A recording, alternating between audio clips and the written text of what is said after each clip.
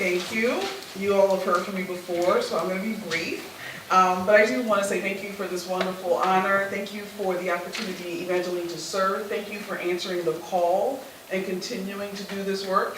I'm going to pause for a second and just give Evangeline.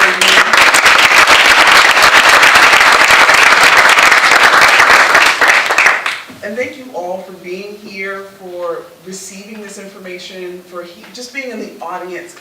There's some of this information that you're not even processing yet, but as you leave, the nuggets will start to come to you. I really do thank you for being here.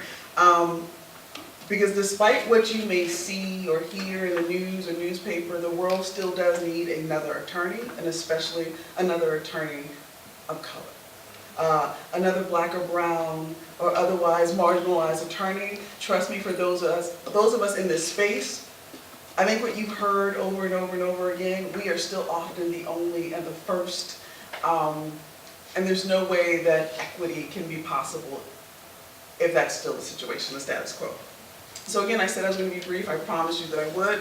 I just want to say a couple of things here. You guys are on your way, and as you're on your way, please look back, right? You don't have to wait until you become an attorney. I'd like to say that the pipeline is broken and cracked and leaking all the way for middle school.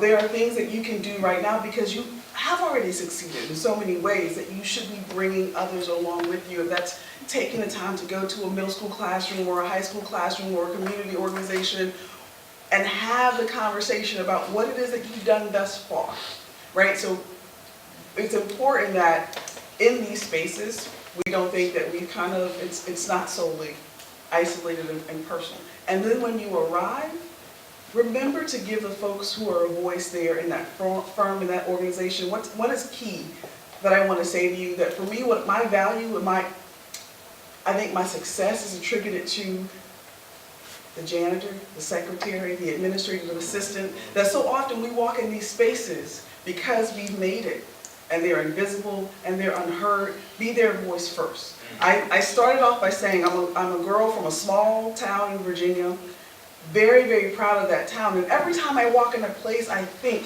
what do I want people to do when they bump into my mom?